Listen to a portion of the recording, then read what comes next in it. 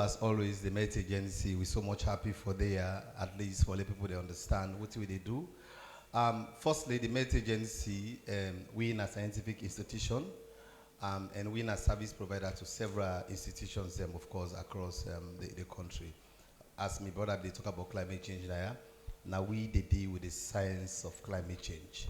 And also now we data they try for drive most of the climate change policies them again at the country. So firstly, for just setting ground about the beliefs about what met they do. Firstly, go for do with the weather app we people they use. The one way they na your phone na is satellite data and it always they overestimate because salon when they send with data na the GTS. Now the more reason that way they say the Met Agency we get we own dedicated informations and they will push to the public. And for said this thing, Egulona also knows say the Met Agency would do we work. One, we get 77 weather stations across the country. These are automated weather stations. And one thing for make for let trust Met Agency, no plane, no they can salon and land and take off without informations. We give information for safe landing and takeoff, and also they give information, of course, for en route flights. And other than the weather station, the second aspect has to do with the train staffs. And we get staff that they train, and med just like a licensed job, like a medical doctors. We have people that are trained to the highest level. The highest level of training is a charter meteorologist, of which my very self I'm a charter meteorologist, and also of course the director general is a charter meteorologist. So with the stations and also we have the trained staff, we also get the standard operating procedure we to follow. So people that know see whatever way we give weather forecast is the same way the US, the UK, Nigeria, and Ghana they give. Because the standard operating procedure, now the UN organ where they call the World Meteorological Organization, now in always they design the standard operating procedure. So fast forward now into the season where they try for look into 2025. Honorable Minister, it's good for note say on the 6th of May, we launch the seasonal outlook, especially for people to understand what are they expecting for the rainy season so that they will plan themselves. And normally now the norms dandy for all meteorological services. If you are in the European world, they have 4 seasons, they give 4 seasonal outlook. For we every year they give 2. Before they dry and also before the rainy season. And this year we use 30 years data across the country. Of course, as Dr. Masako did talk, we can also support it with data and other people them. Just so they see whether what the weather forecast, whether in one term meteorology, the state of the atmosphere, waiting the apple now. So one for tell people that what they expect for that particular rainy season for this year. So we use 30 years data whether from 1994 to 2024 for Lord try for do a prediction for Sierra Leone. And before we do that prediction, firstly, we train with data. Of course, we use machine learning model and your BP and so. From 1994 to 2023, we do very well with the training for do a forecast for 2024. Now informing for come with a conclusion for 2025. So for the rainy season, we group it into 3 regions because one for do the risk. The firstly for the May, June, July for 2025, we observe say for the start date of the rain because try to look at the average itself. So the average for the past 30 years, now if we want to get the average rainfall, followed by Lunge, and also we have the Bo, the Kenema, Makindo, they get a very reduced rainfall, and the Kabbalah. So when we look at the average for the past 30 years and we did that for the May, June, July, we observed a place like Kwenadugu, the Falaba, and Karine, Bombalili, and Tokolili, then go for record below average rainfall. That is, if the average for those areas used to be like 1,000 millimeters for May, June, July, they are going to record below. But other areas like us, Freetown, the western area, urban, rural, the Moyamba, Bo, Kabbalah, Kenima, Kaila, and don't forget, above average rainfall. And we also try to zoom into the June, July, August across the whole country. We go forget above average rainfall, and also for the just period, go forget above rainfall. So within this system regime, we do a kind of a climate vulnerability risk assessment for give a risk, because the risk is hinged on the current situation of the forecast, waiting at the land use changes, how people they use the land, follow give the risk. The first risk we observe is there is a high likelihood of flooding because the just period they show above normal rainfall, and most of the assessment they will do around Freetown, the culvert, the drainage system, they already don't block. People they've been a swamping areas them, and not only for Freetown, other areas them for go forget intense rainfall, go forget of course them high likelihood of rainfall, and also because of the sudden change, we look into the temperature. The temperature within the rainy season, especially when we start this May until the June, we don't forget above normal above normal temperature. Except when you get into the August, you don't forget that cooling system where they come. But the night hours go for be kind of humid. So that trigger a risk when a strong wind prevalence. You can get that instability in the atmosphere, it the warm, it the cold, it the warm, it the cold. So they cause that convection, follow get the strong wind. So strong wind is prevalent, but especially in the month of September. We are not happy, but just that we happy. We have. I want for communicating and say we're so much impressed with the performance of the model.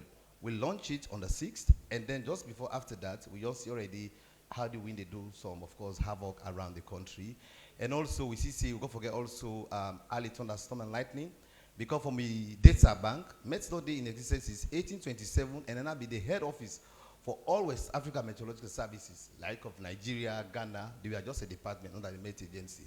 So we don't observe, say, within this, October 9 for they get the thunder, but the more than not, we don't forget early thunderstorm and lightning. And of course, we launch them, and they will switch to happen, Nakono. And then final risk we'll see is the upwelling. So upwelling normally they do with the, you get the force with the on the area. So because we get warm, cool, and then the sea surface temperature go for the warm and cool. So as you go into the rainy season, with the kind of cool system, and they phase away the warm system, you go forget that sudden rush under the sea. So maybe you go for see them grass, then they come up, and it's with the under the sea. So another thing that they will don't see at the Met Agency, and also as they try for really conclude because we know they come up. Now for people that know say we focus who they give. Firstly, we they use the best models them. At the agency, you get more than 7 models. We use the UK Met model, of course, now UK they use. We use the ECM.BF model, one of the best models, for example, they use in Europe. And now we've already developed a prototype machine learning model we don't develop. Using we pass data for a kind of a prediction. And from the Met Agency, we will continue because this is the outlook, not just for a plan for the season. But as we go into the rainy season, we give the 7 days forecast, we give the daily weather forecast, and also we give the warning to the public so that at least we will take necessary actions. Of course, if I get time, I'll also shout now because I give some recommendations of the minister that with these risks, there are some recommendations that we need for do at least so that to go before reduce the risk. We will see within the system. Thank you very much. President Bioduelo, he appoints competent young people. Not so. I think you can disagree with what you like, but the fact is denial. From 1827, we don't get met, but Mr. Deputy DG, all the beautiful analysis you wanna do, the model you wanna predict, wanna not even share with we at the Ministry of Information. How the people then go know. Because if you have the best science and the best model, or no, then blogger, I wanna be no, wanna get the bloggers. See, we get the assets that we can use. We see the talk so very impressive. They don't do and everything we talk, we don't say them. This year thunder begin come for us, not so early. We all surprised the rain pattern don't change. Not so surprised. Science day now with the April. We get a competent Met agency. But we all do use the app for check the weather. But if you send someone now, you go say, they are at the app, I believe. In the already they say the app is not as accurate as within then they do. So one of the things that we will do, my colleague then they are Gojo. We go for sit down with the agency. Let we make sure see when they tick the for them in the middle of the forest, somebody for DD for record them, for share them, otherwise it not go happen. So we need to do some outstanding work, and I want to hear about the recommendation them. That's very important and a part of civic education for let family know. Because of what they not observe now for the rain, for this weather season, wait you for expect.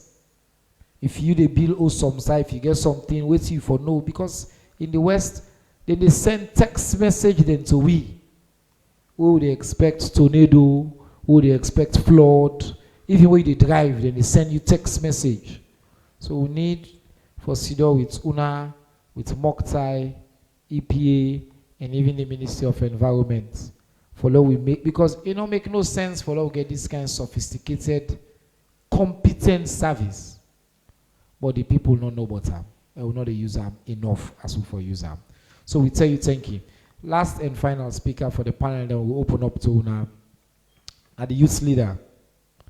Youth leader, you don't hear all the agency, then climate, METS, the Minister of Youth, Madam Esther Yelikamana, co-founder, executive director for Youth Initiative for Climate Action. Which now your response? Which you want to see more of, both from the minister, but on climate action and the country? We'll give 5 minutes. Okay. So I will start from the Honorable Minister of Youth. It's also very important, he mentioned, say, one of them, out of them 5 key things that we for the work on, therefore be on climate smart agriculture, for make sure, say, youth they able to get green jobs. Where in the youth space, what we really try for do, especially under the Youth Climate Council Sierra Leone, now for make sure, say, youth then be actively involved and able to get access to green jobs them across the country. And when you lay emphasis on that particular side about green jobs, my one comment I will say is in allowing youth access to the green jobs. One thing, first of all, with Sierra Leone, like most Sierra Leonean youth, is the idea about the climate crisis. Most of them don't understand. And when Mr. Masakoibi they talk about the difference between weather and climate, I observed the room of how everybody was silent and still, because they come to find out that this is an important information. So in as much as we are designing programs for youth on green skills, you made mentions of them having university counselors where they can able for go and able for cancel them on courses. I think that's a very unique start for most people who want to tap into climate agriculture and climate, most importantly, climate smart agriculture, for make sure say we can't be able to produce more than we produce now, and youth are leading that force. Another aspect is also when it comes to the skills development.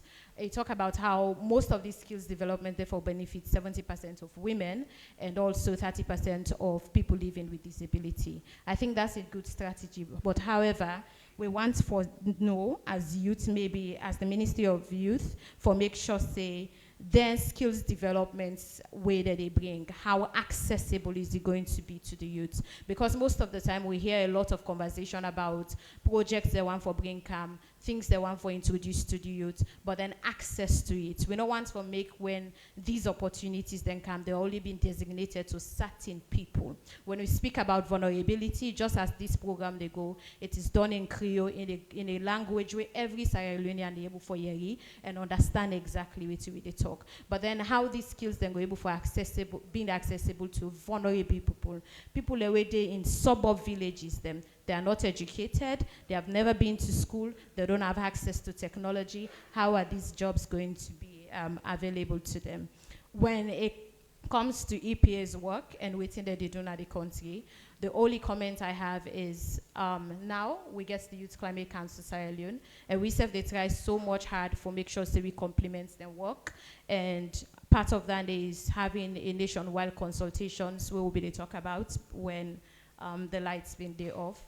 And one of the key things that we highlight is to see how youths can be able for day in rooms like that. But in as much as we talk about policies, in as much as SLMETs, they talk about how this climate, therefore, how the weather therefore affects with this time, and the possible impacts that we therefore get in the country. If youths then know about these policies, how they can able for sit on our rooms with all these big people who make policies, they're able for influence them. When we talk about inclusion, most of the time, Honorable Minister, sometimes we just want to talk about meaningful engagement on a surface level base. But then are youth really present in the room? Are they making a huge percentage of the documents being submitted to international countries or even in the international TTs? So these are things them we, I think, say we need for pay attention, and to use them also in the room, looking at policies, following information about forecast, about waiting, EP or even youth-led organizations than to do about the climate crisis is very important, because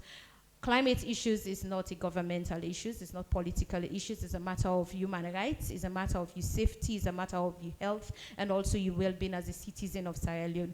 Each and every one of we get a role with a play for able to mitigate the effects of climate change in our country. And each of their roles, then they start with a single step we can able for take in your community. You can start for say this to take water where they don't give you before you they left this room. You're able for take the plastic bottles out of the hall.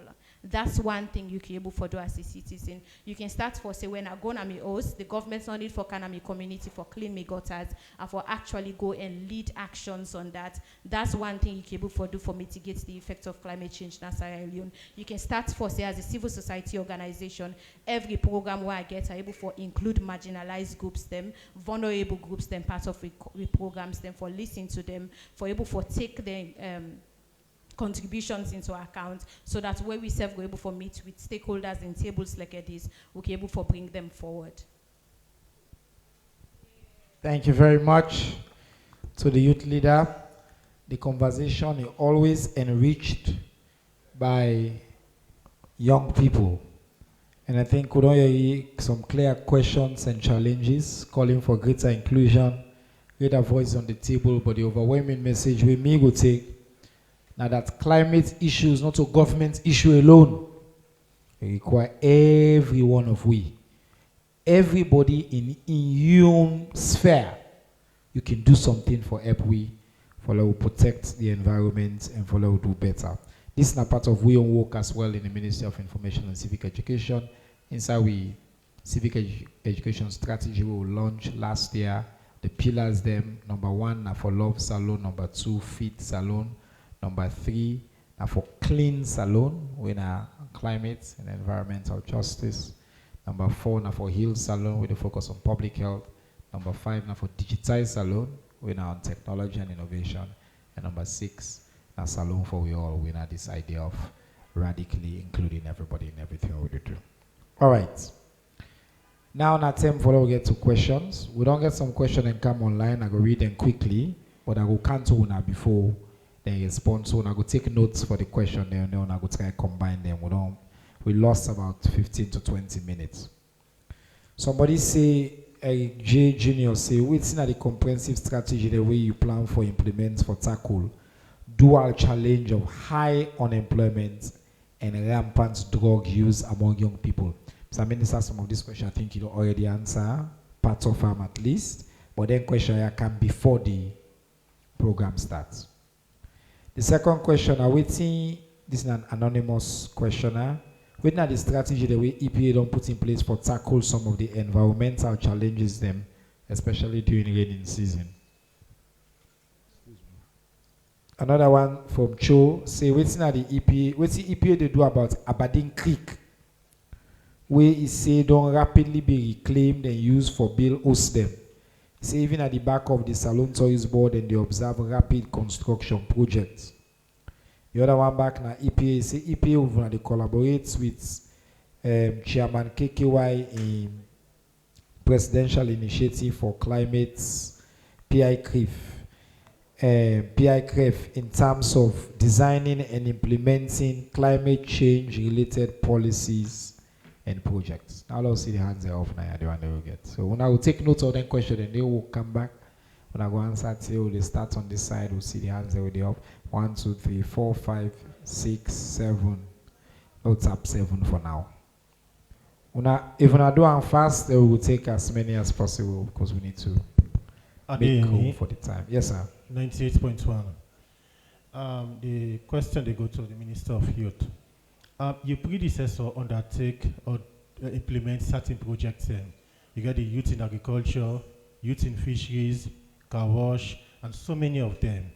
But I know you talk about the existing projects and they. Which now you take on them projects and they. And you talk about agriculture. You get the youth in agriculture project where your predecessor will undertake. Which thing can be different from the youth in agriculture project when I existing project at the ministry? Hello. Thank you. Yeah, on it, Daybreak newspaper, Mr. Youth Affairs Minister. Why did you limit your program for the youth just to 3 years? Couldn't you have gone beyond 3 years? Thank you.